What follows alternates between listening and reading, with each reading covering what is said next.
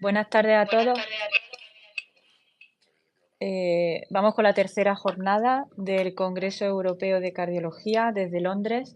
La verdad que ha sido otra jornada muy intensa y vamos a intentar en este espacio resumir todo lo más novedoso y todo lo que ha supuesto esta jornada, tanto de los trials como de las guías que se han presentado en el día de hoy y lo que dejamos emplazado para hoy también de ayer, ¿no? De algunos trials que no pudimos comentar, sobre todo en relación con intervencionismo. Y para no demorarlo más, hoy que es domingo, 1 de septiembre ya, vamos a empezar con uno de los estudios quizás más esperados, que, bueno, que ya sabíamos que iba a ser positivo, pero no sabíamos exactamente los resultados, ¿no? Y es otro gran estudio para la insuficiencia cardíaca con fracción de eyección preservada.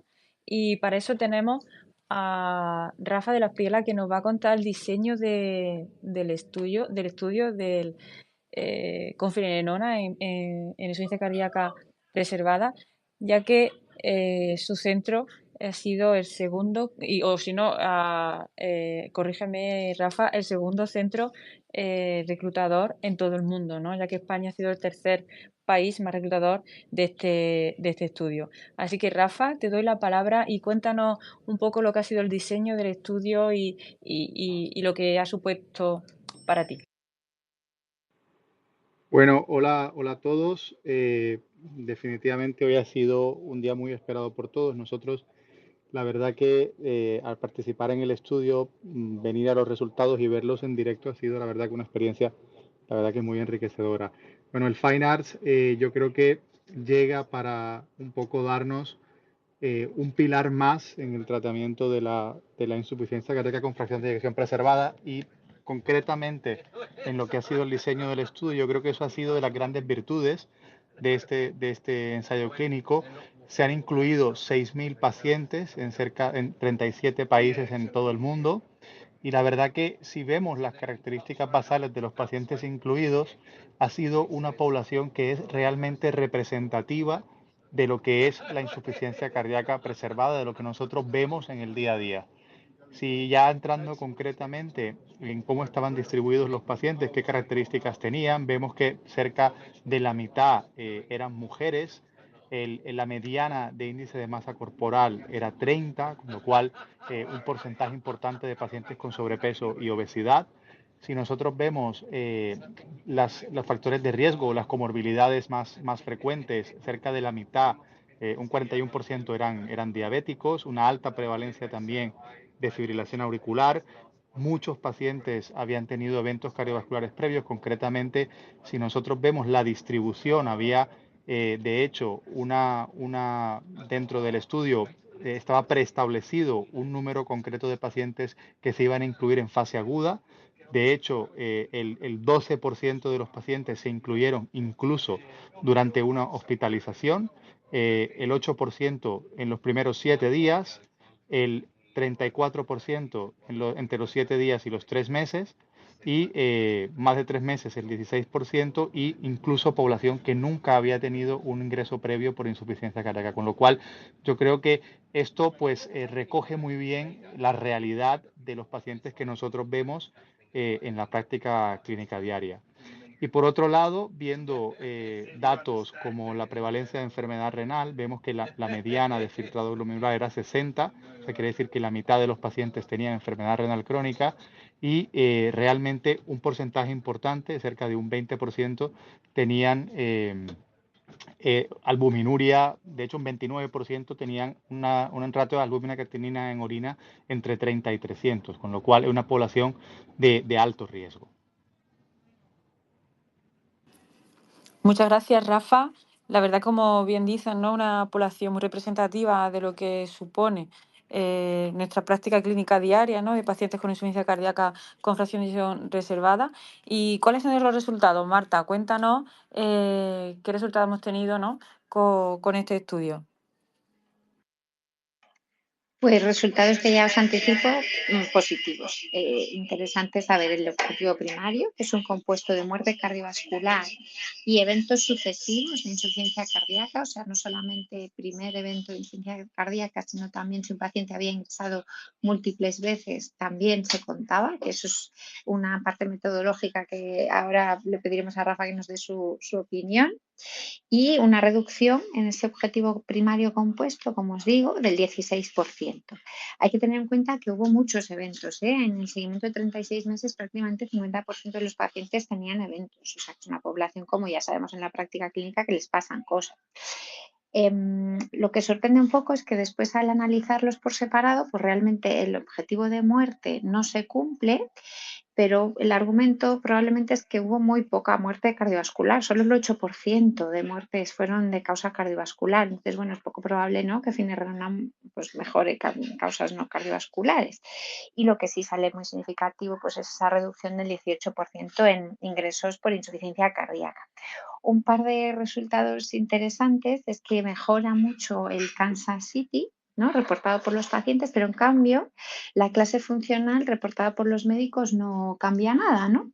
Entonces, yo creo que eso nos da un poco a pensar también de lo burda que es la clase funcional, que la utilizamos tanto como endpoint en los estudios y que al final, pues bueno, si los pacientes dicen que está mejor, pues probablemente sepan mejor ellos si están bien o no que nosotros con la clase funcional.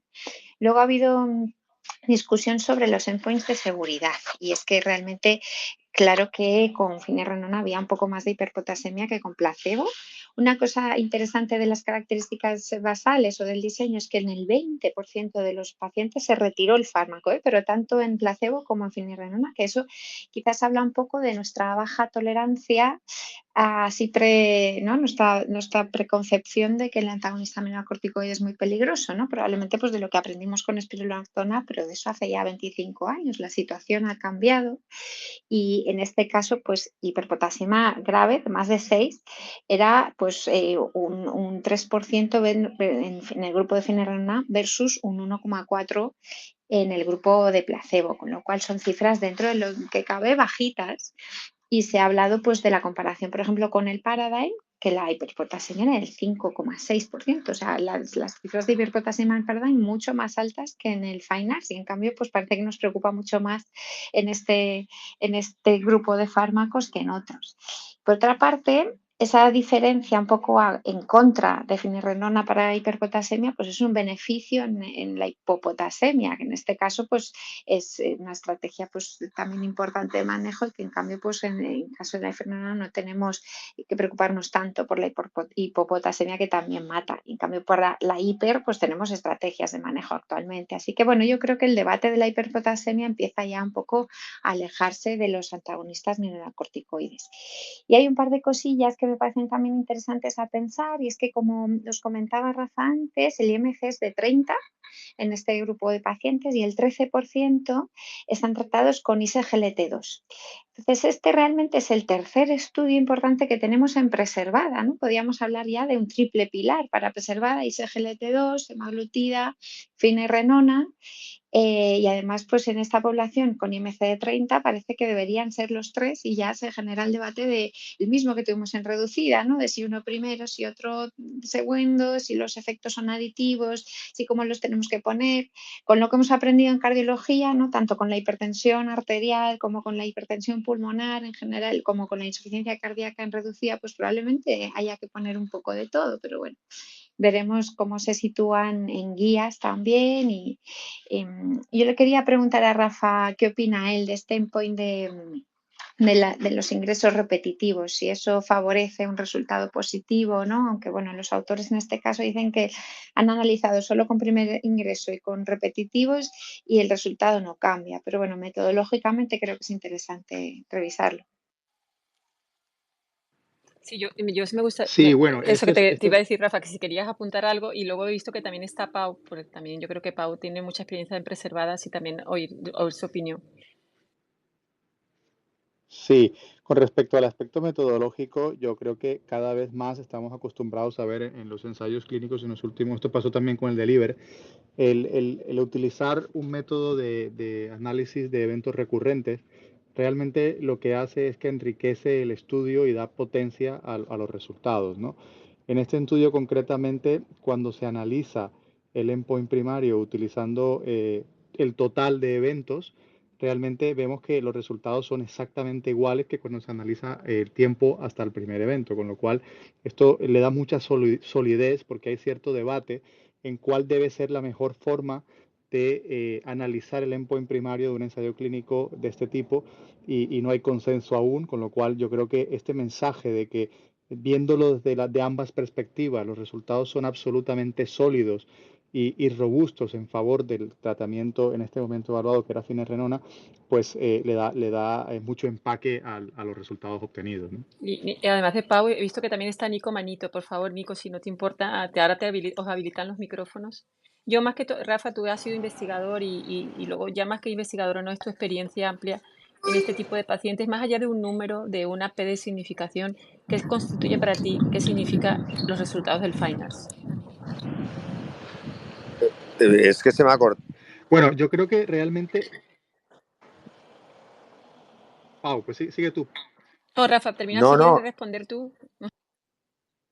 Sí, bueno, yo creo que los resultados del Fine Arts realmente, si nosotros los ponemos en perspectiva, yo creo que todos los que vemos pacientes con insuficiencia cardíaca teníamos la percepción de que realmente los antagonistas del receptor mineralocorticoide en esta población funcionan. Desgraciadamente no teníamos hasta hoy un estudio que realmente reforzara esta percepción clínica que todos tenemos, ¿no? Yo creo que el Fine Arts lo que hace es darnos el background que nos faltaba para realmente incrementar la utilización de estos fármacos que sabemos que son muy eficaces en esta población, ¿no?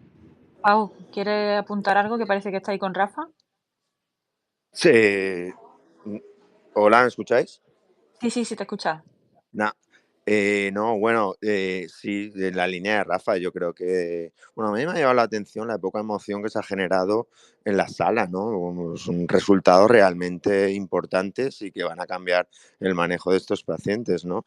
Y yo supongo que ha sido por Solomon como lo ha transmitido, pero o no sé si se ha equivocado a la hora del manejo de las diapos, pero no sé, una frialdad absoluta cuando son unos resultados realmente contundentes y muy importantes. Es un ensayo positivo, ya lo habéis dicho, y que creo que hay que felicitarse. Nosotros también tuvimos un índice de reclutamiento muy importante y lo que decía Rafa, veníamos viendo cómo teníamos un feeling muy importante al respecto de la finerenona en este perfil. Por tanto, nada, simplemente felicitarse todos porque nuestros pacientes a partir de ahora, pues bueno, van a poder beneficiarse. Veremos cuando viene la indicación, ¿no? Porque he estado hablando con la gente de Bayer y igual esto se puede demorar un poco, cosa que me extrañaría.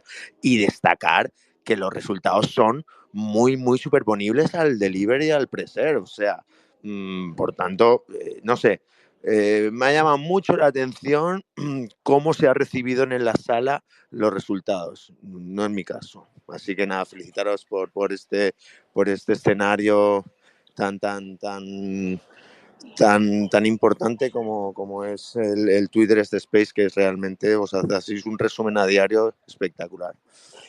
Muchas gracias, Pau, por apuntar tu opinión. Y vamos a seguir hablando de... muchas gracias, Pau, creo que estaba mutada, ¿no? Y mientras que... que Nico se está Está conectando. Nicolás Manito y queríamos oír su opinión. ¿Me oís o no? ¿Me oís? Sí, Nico, estamos deseando oírte. Nada, rápidamente.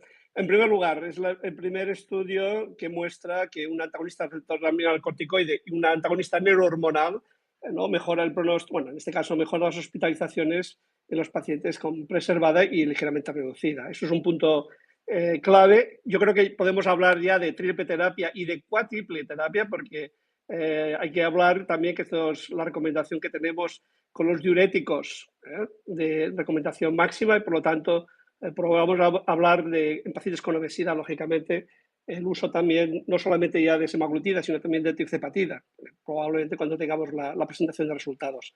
Yo creo que como puntos débiles para mí del estudio es que todavía pues, son 14% de ISGLT2, La pregunta es, ¿habría sido el estudio diferente en los resultados con 80% de pacientes con ISGLT2?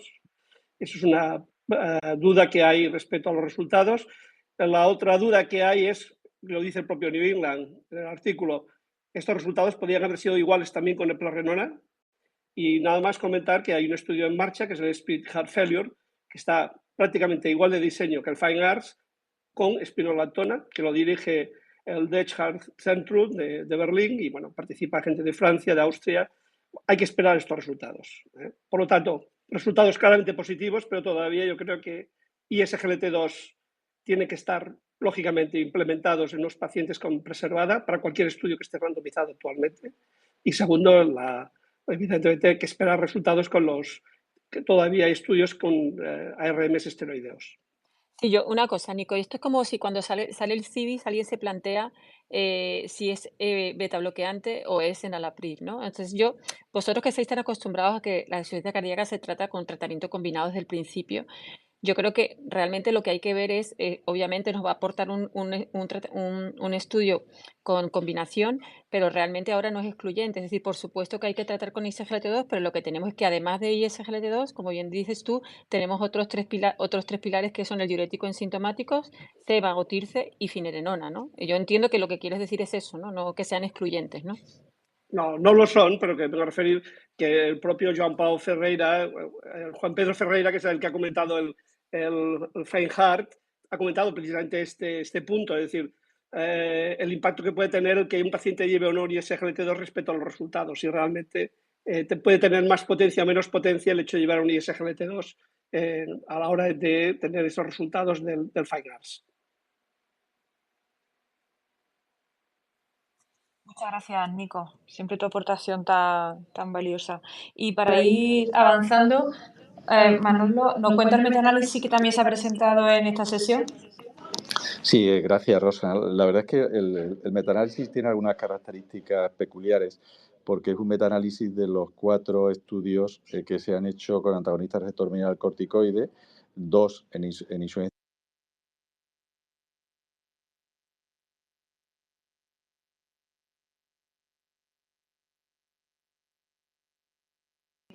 Perdón, se me había mutado. Quiero decir, el metaanálisis incluye de los 4 estudios, los 4 grandes estudios que se han hecho con antagonistas receptor mineral corticoide, los 2 en insuficiencia cardíaca con fracción de eyección reducida ya muy antiguos, el RAILS con espironolactona y el énfasis con eplerenona, y luego el top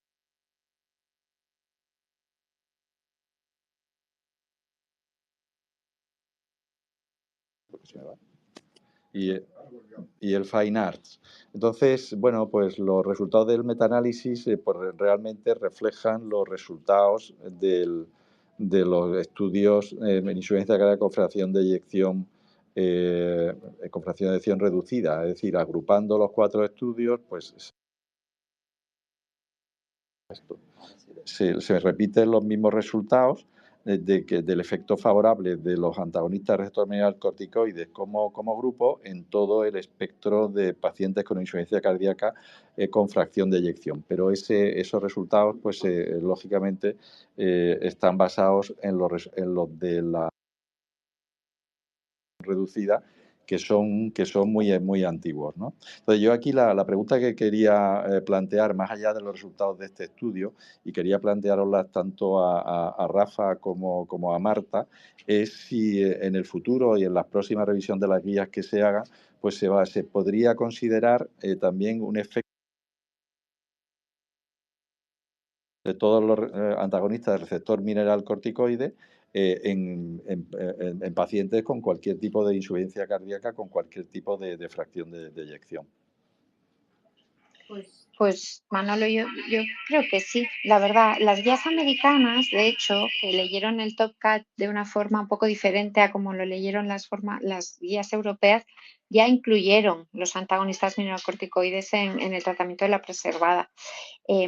Supongo que lo de ¿no? que los pacientes americanos funcionara en Stopcat para ellos pues tuvo más peso, ¿no? que lo que tuvo en las europeas. Yo creo que sí, indudablemente, igual que entraron los SGLT2, van a entrar estos fármacos y realmente en esta especie de poti-poti que han hecho del pool de análisis de todos los fármacos, yo creo que buscaban un efecto un poco parecido al que tenemos con el SGLT2, con tanto que dijimos, ya no hace falta saber la fracción de eyección para poner el fármaco y tal. Yo creo que el objetivo de este estudio junto con todo era exactamente ese, es decir, ya el antagonista mineralocorticoide con efecto clase sirve para todos. Lastimosamente, pues claro, son estudios que son de hace 25 años, entonces cuesta un poquito más el análisis, pero vamos, yo creo que en cuanto vayamos puliendo estas cosas más metodológicas nos quedaremos con antagonista mineralocorticoide para la insuficiencia cardíaca, que por otra parte yo no sé los demás, pero yo ya le estaba dando spironolactona a mis pacientes con preservada, la verdad es que clínicamente ya me había parecido muy razonable, o sea que esto pues me siento muy cómoda con estos Y resultados. más con finerenona, que tiene un perfil de seguridad mayor, ¿no? Totalmente, que eso yo creo que añade también, ¿no? a esto, porque todos los datos de seguridad ahí estaban, ¿no? Yo creo que es la gran fortaleza de la FINE, ¿no? Que es ese perfil de seguridad, ¿no? Frente a los otros, ¿no?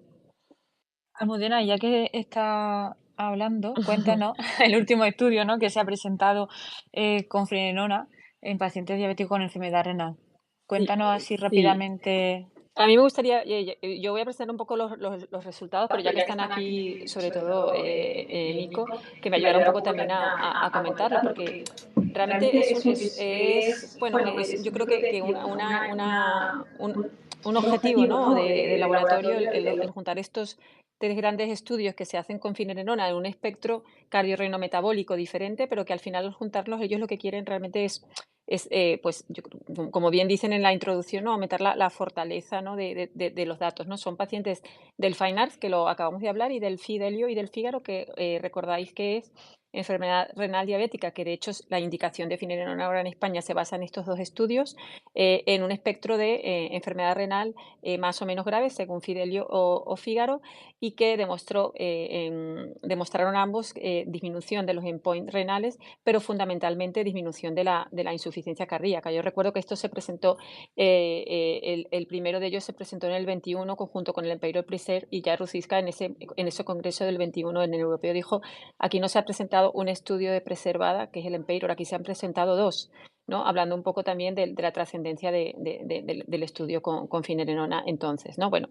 entonces lo que se hace es coger este pool de pacientes, que al final son 6.000 del Fine Arts, 12.990 del Fidelio y del Fígaro, con espectro de preservada en el Fine Arts y de enfermedad renal diabética en los otros dos, siempre con fracción de eyección mayor de 40, porque era criterio de exclusión tener fracción de eyección reducida, porque no era la población del estudio, y bueno, se siguen y lo que se hace es un poco mezclarlo, juntar en el pool los resultados renales y los resultados de insuficiencia cardíaca. Es muy bonito cuando presentan una de las diapositivas donde se ve el espectro de factores de riesgo o de enfermedad cardiorrenometabólica, ¿no? de los cuales casi la mayoría muy pocos tenían solo un factor de riesgo, o un factor de enfermedad cardiometabólica, que era la insuficiencia cardíaca, y la mayoría de ellos tenían insuficiencia cardíaca, enfermedad renal,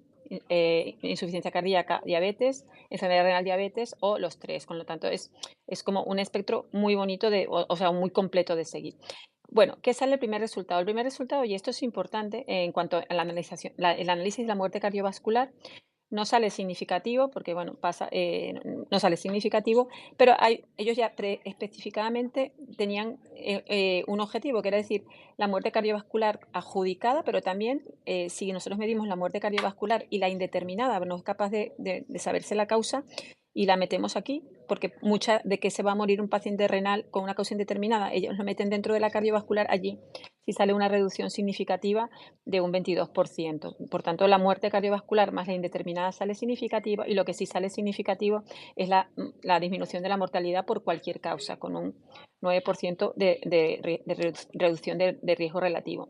hay una reducción clara de la insuficiencia cardíaca. Aquí gana casi es 27%, 17% de esta reducción de hospitalización por insuficiencia cardíaca, y del endpoint renal definido como persistencia de la bajada del filtrado por 50% o muerte debida a causa renal. Y aquí hay una disminución de un 20% de este endpoint renal. Por tanto, yo creo que al final las conclusiones de este estudio o de este pool, ¿no?, que hacen es que fortalecen el beneficio de la finerenona en un amplio espectro de pacientes, más allá de la preservada, más allá de la enfermedad renal diabética, porque es muy común que estos pacientes, lo comentábamos con Rafa de la Asprilla cuando estábamos comiendo, ¿no?, que es muy común que estos pacientes tengan estas 3 características como se ve en este pool. Entonces yo creo que sí añade una fortaleza más, ¿no?, a esa eficacia de finerenona, y también al perfil de seguridad en toda la corte de pacientes que estudian. No sé, Nico, si quieres ayudarme a comentar algo más de este pool o de este estudio que hacen. Bueno, yo creo que lo muy importante lo que has comentado de si realmente se incluyen las causas no determinadas, realmente la mortalidad cardiovascular queda reducida por finerenona en este perfil de paciente cardiorrenometabólico, ¿no? Por lo tanto, yo creo que sí que si realmente contáramos este endpoint positivo, todo el resto de endpoints salen realmente positivos, incluido también, por ejemplo, la aparición de nueva fibrilación auricular, y también la mortalidad por todas las causas, de una forma también muy significativa, y cualquier tipo de hospitalización también. Por lo tanto, yo creo que globalmente es un pool análisis que demuestra que efectivamente finerenona en este perfil de pacientes está claro que tiene que ser utilizada y será útil, pero hay que recordar que también aquí el endpoint renal salió positivo, pero también hay un reciente artículo que se acaba de publicar ahora mismo también con el europeo del Muthiah Badouganathan diciendo una cuestión es el impacto de la función renal en los pacientes con insuficiencia cardíaca y otro el impacto en los pacientes que tienen enfermedad renal crónica y diabetes. Es decir, la progresión de la enfermedad renal en los pacientes con insuficiencia cardíaca es mucho más lenta y a veces no hay tanto impacto con los fármacos. Por lo tanto, finerenona es muy potente en proteger a nivel renal, pero sobre todo en pacientes que tienen disfunción renal y diabetes, que son los estudios más potentes. Y efectivamente, FINE-ARS no alcanzó el endpoint renal, hay que recordarlo, y es precisamente porque probablemente en los pacientes con insuficiencia cardíaca no hay tiempo suficiente para analizar la evolución renal porque no hay tantos eventos. Por lo tanto, ya digo, pool análisis claramente positivo, pero recordar, por un lado, insuficiencia cardíaca en endpoints renales y, por otro lado, pacientes que tienen realmente un riesgo de tener más disfunción renal, como pueden ser los pacientes que tienen diabetes o macro o microalbuminuria. Totalmente de acuerdo, Nico, y ya me callo, pero me recuerdo siempre una frase que ha dicho José Luis Gorri, que me encanta, y yo creo que es que resume lo que estás diciendo, ¿no? Que dice, los nefrólogos hemos estado toda la vida, eh, em, hemos estado toda la vida cuidando, evitando o previniendo que nuestros pacientes lleguen a diálisis, y sin embargo se nos morían por el camino antes de insuficiencia cardíaca, ¿no? Y yo creo que resume lo que has dicho, esa frase, ¿no?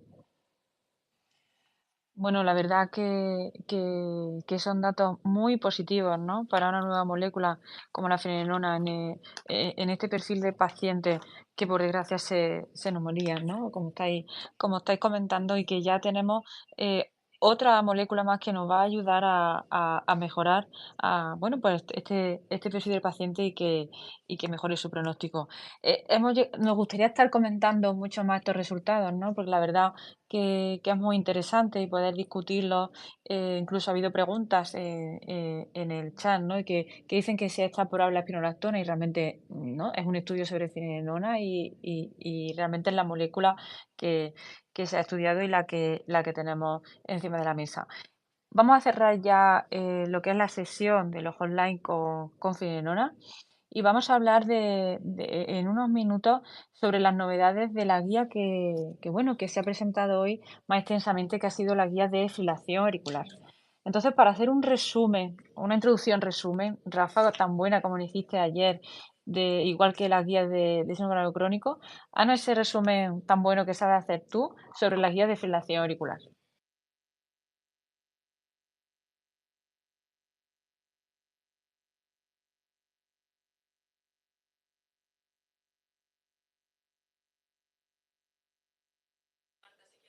Sí, hablo por ahí.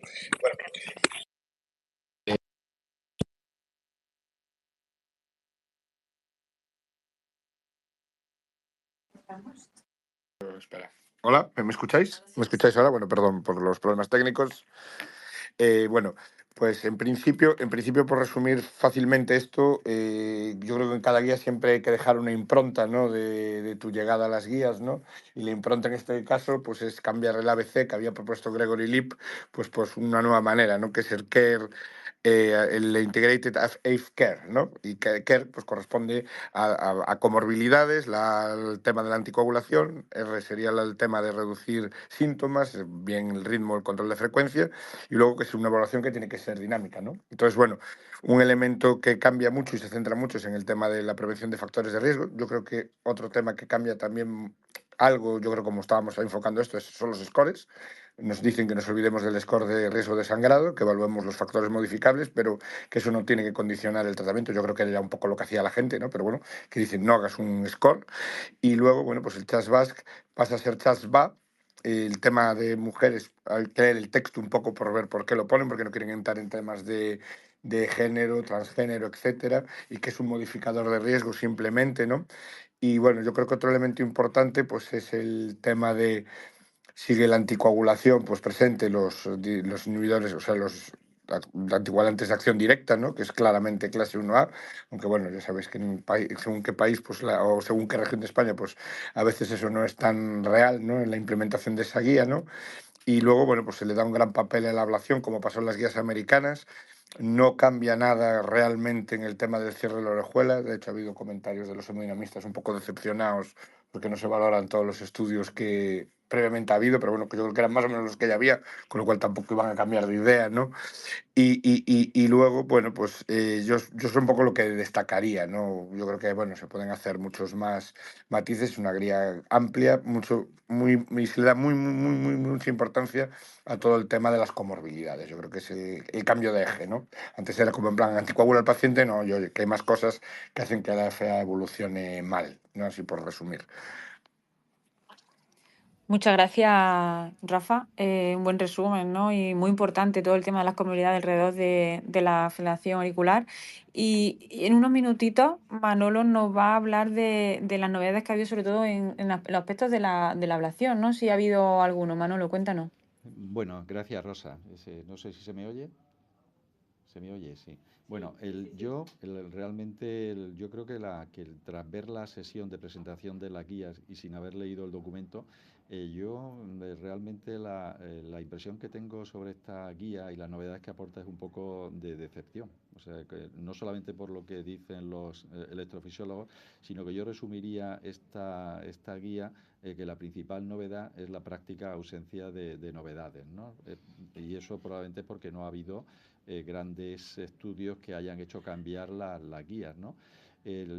Quitando el cambio ese de la nomenclatura del ABC al CARE, al CARE, dándole más importancia al control de las comorbilidades y factores de riesgo, desde mi punto de vista, las únicas dos novedades que ha habido es cambiar el CHAS-VASC por CHAS-VA, que cuesta pronunciarlo un poquito, eliminando el sexo como factor, digamos, de riesgo de hemorragia. Y luego también, efectivamente, que yo creo que esto sí que es bueno, que solo en la fibrilación auricular paroxística pues se ha subido en la clase la recomendación para la ablación de venas pulmonares. Se pone al mismo nivel que el tratamiento farmacológico, de tal forma que se puede elegir siempre de acuerdo con el paciente y se le da una recomendación de clase 1. También ha aumentado el nivel de recomendación de la ablación de venas pulmonares en el paciente con disfunción ventricular e insuficiencia cardíaca con fracción de eyección reducida, que cuando pensamos que es una taquicardiomiopatía tiene una indicación también de clase 1 y cuando es una disfunción sistólica crónica de otro origen, pues se le da una recomendación de clase 2A. Esto yo creo que han sido las únicas dos novedades que se han presentado en esta guía y efectivamente pues a mí me parece que el considerar el cierre de orejuela todavía solamente con un 2B, ¿no? Es decir, un maybe, un puede ser, me parece que es el que las guías se han quedado cortas. E igualmente también yo he echado de menos, y lo estábamos comentando con Sergio Raposeiras al oír la presentación de las guías, que prácticamente no se hace casi ninguna mención a qué tenemos que hacer ante los episodios de fibrilación auricular o de ritmos auriculares rápidos detectados mediante dispositivos. Que sí que hay en una de las tablas pues se le da una indicación 2B también, pero no sé si en el texto de la guía cuando lo leamos habrá una indicación más clara, pero realmente quizás se debería haber hecho alguna mención más, aunque es cierto que después de los estudios NOAA y Artesia pues no se puede sacar una conclusión muy clara sobre este tema, pero yo creo que era uno de los aspectos más esperados como novedades de las guías. Vamos, esta es mi opinión, ¿eh? Siento, Rafa, bueno, a lo mejor no coincidir contigo, pero es lo que yo he sentido al oír la presentación de las guías y al ver el resumen en las guías esta de bolsillo, ¿no? Muchas gracias, Manolo. Creo que Marta quiere decir algo al respecto también. Sí, bueno, yo absolutamente de acuerdo con la poca novedad, ¿no? Pero me ha gustado cómo han planteado la adherencia a las guías. Y es que también en este congreso se ha presentado un estudio que se llama STIR-AF, en el cual miran el grado de adherencia a las indicaciones, recomendaciones de clase 1 y de clase 3, o sea, las más fuertes, tanto para hacer como para dejar de hacer. Y el grado de adherencia era solamente de un 20%, o sea que quizás la lectura es que hay que aplicarlas más que saberlas o cambiarlas mucho. Y en ese mismo estudio realmente lo que miraban es si con un programa formativo más o menos rápido se incrementaba ese grado de adherencia y sí, efectivamente se incrementó del 20 al 34%. Así que bueno, quizás es una nota de atención. Bueno, vamos, coincido contigo en que es una propuesta interesante esto de formación de cardiólogos, de médicos para mejorar la adherencia a la guía de insuficiencia cardíaca. Solamente han medido, en el STER han medido dos aspectos. Uno, que el que tú hablas de esa, es la estrategia, el seguimiento de las recomendaciones sobre la estrategia de control de ritmo.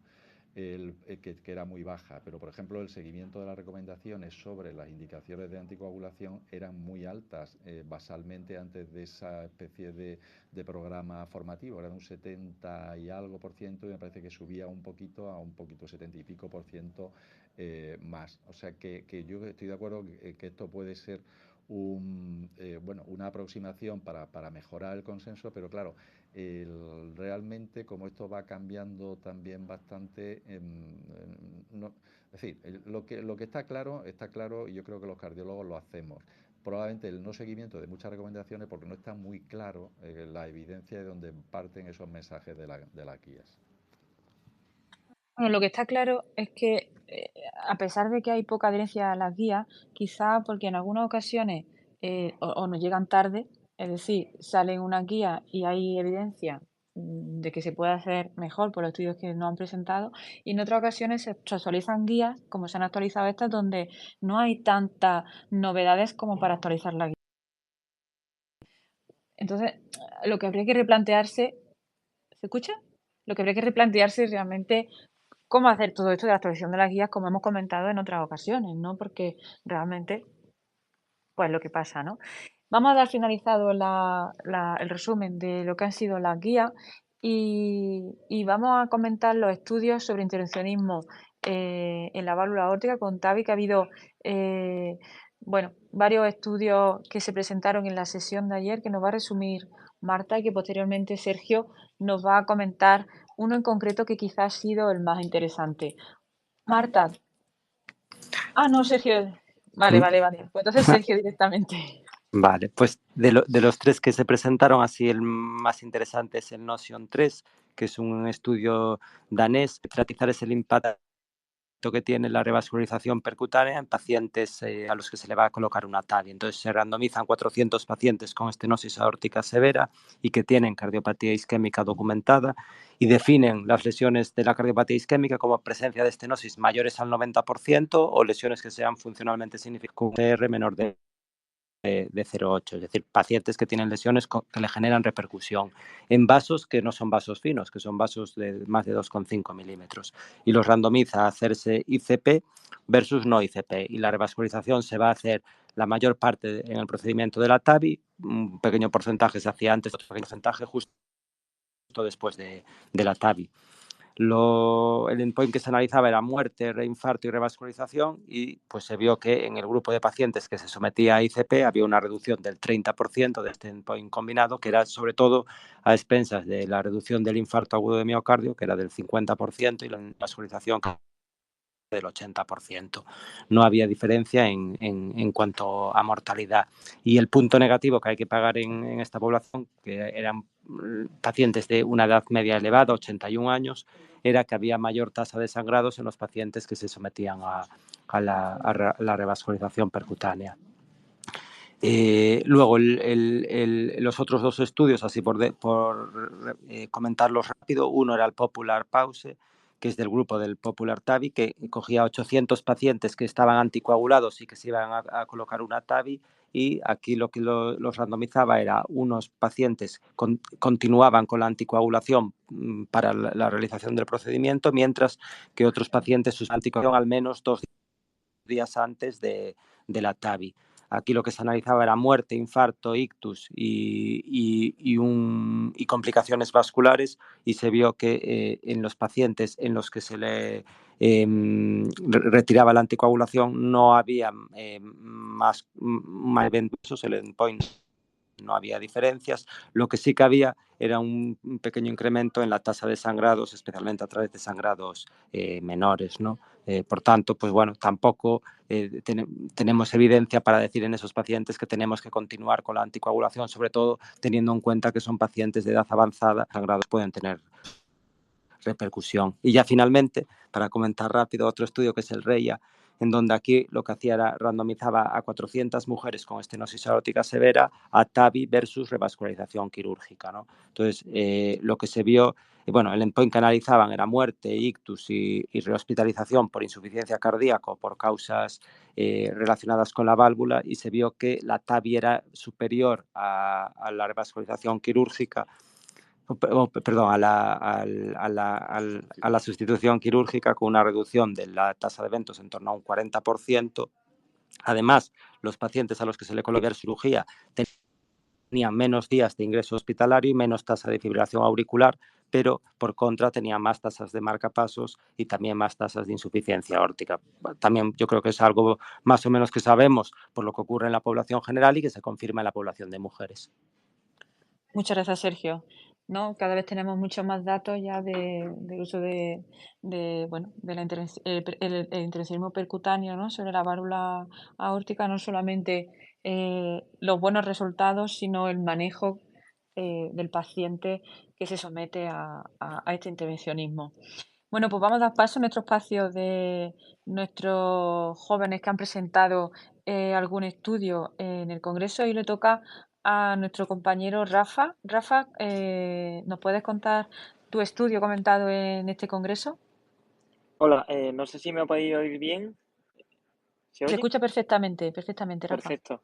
Pues nada, gracias Rosa, y bueno, gracias por invitarme a compartir los estudios que he traído. Entonces, en este caso he traído 3 estudios al Congreso, y los 3 en común que son estudios nacionales, son estudios multicéntricos, y en los 3, en cierto modo, está involucrada la sociedad española o algunos de sus planes, ¿no?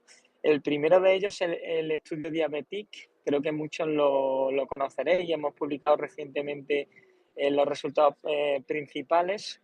Y bueno, en este estudio lo que hicimos fue reclutar de forma prospectiva pacientes con diabetes mellitus que acudían a consultas de cardiología o endocrinología, pero por un motivo que no fuera insuficiencia cardíaca. Se hizo una búsqueda activa de insuficiencia cardíaca con partidos natriuréticos, ecocardiograma, etcétera, y encontramos una prevalencia muy, muy alta de insuficiencia cardíaca en estos pacientes, ¿no? De un 39,2%.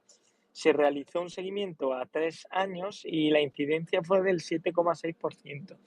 Es cierto que el estudio se empezó en 2018, en la que todavía no estaban tan implementadas, ¿no?, las nuevas terapias para diabetes con beneficio pronóstico, y quizás por esto lo que más llama la atención del estudio es el bajo porcentaje de implementación de ISGLT2 y GLP-1, ¿no?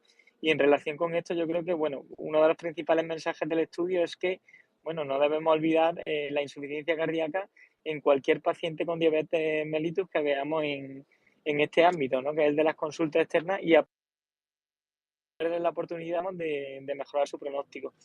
Brevemente también, el segundo estudio también está amparado por la Sociedad Española de Cardiología y son datos del registro SEC excelente en insuficiencia cardíaca. Entonces, utilizando datos de 1.716 pacientes de 45 hospitales españoles con unidad de ICE acreditada, lo que hicimos fue respecto a la FEBI, ¿no?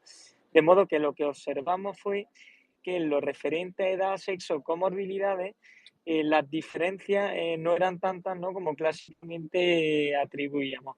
Lo cual, bueno, nos parece llevar en los distintos fenotipos de IC en el entorno actual y con los cambios que ha habido en época de la revascularización puedan estar cambiando. Y por último, un estudio, en este caso del registro de la sección de hemodinámica, en el que lo que hicimos fue analizar qué es lo que pasaba con pacientes oncológicos a los que se había implantado un MitraClip.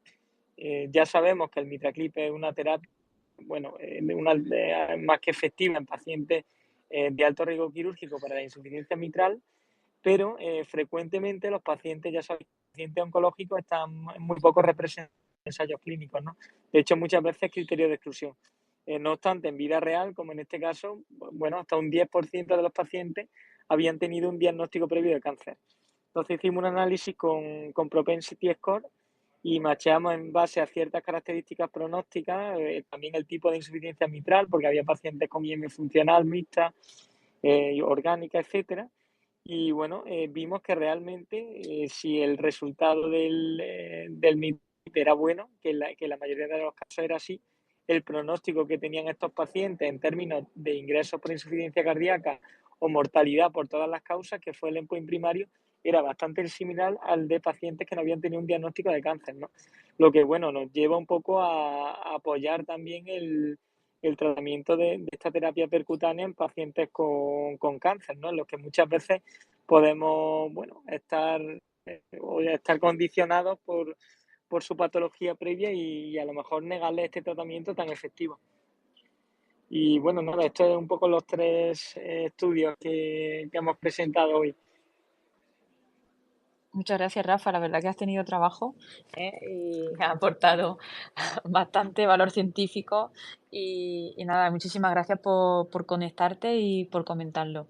Y ya para ir terminando el espacio, muy brevemente, Rafa, cuéntanos otro estudio que, bueno, que realmente se ha comentado, ¿no?, en el Congreso, aunque no haya salido, ¿no?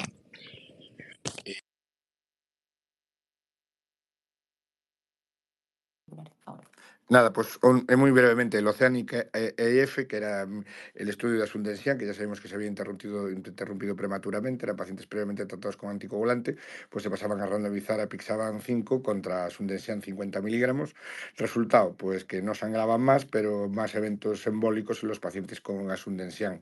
Con lo cual, bueno, pues es una vía que se cierra, probablemente se achaca que no estaban con la dosis máxima adecuada, que pudiera ser más inhibidora de la coagulación.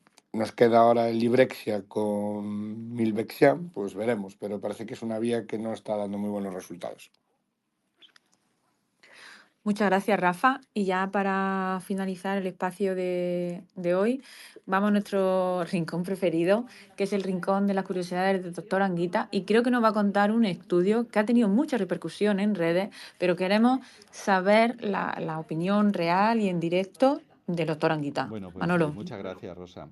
Hoy vamos a presentar los resultados de un estudio que creo que ha tenido muchísima repercusión.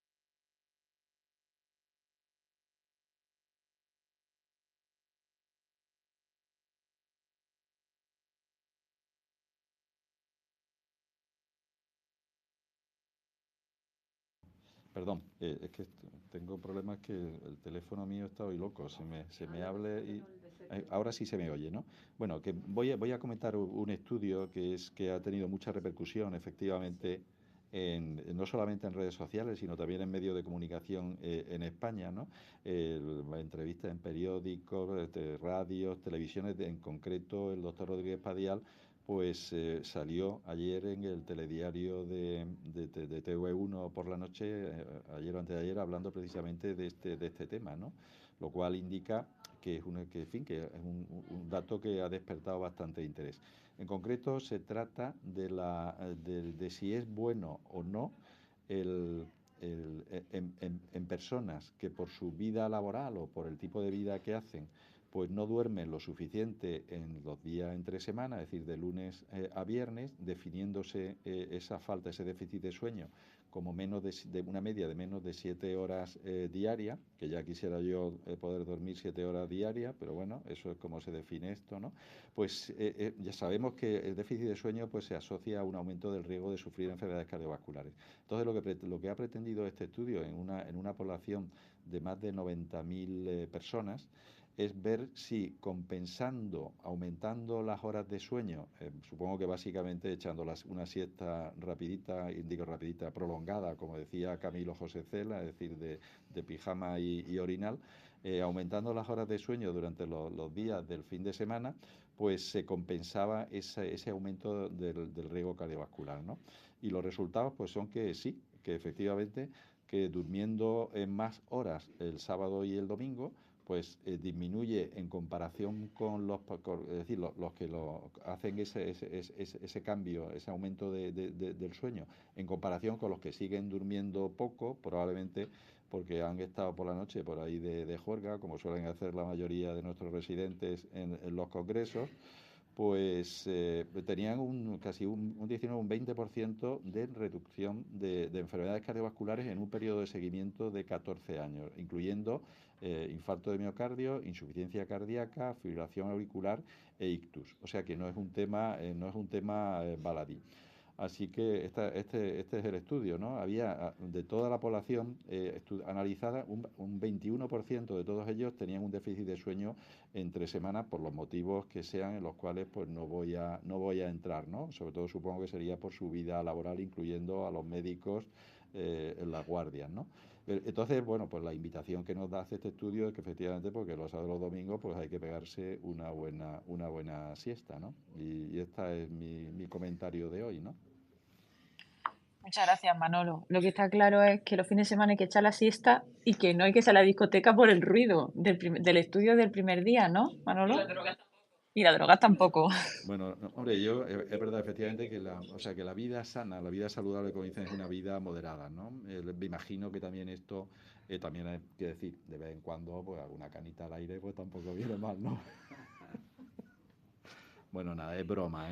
Hay que seguir unos hábitos de vida saludables en relación con todo lo que podamos, ¿no? Para evitar enfermedades cardiovasculares, por lo menos para recomendárselo a nuestros pacientes. Ismo, querías comentar algo al respecto, ¿no?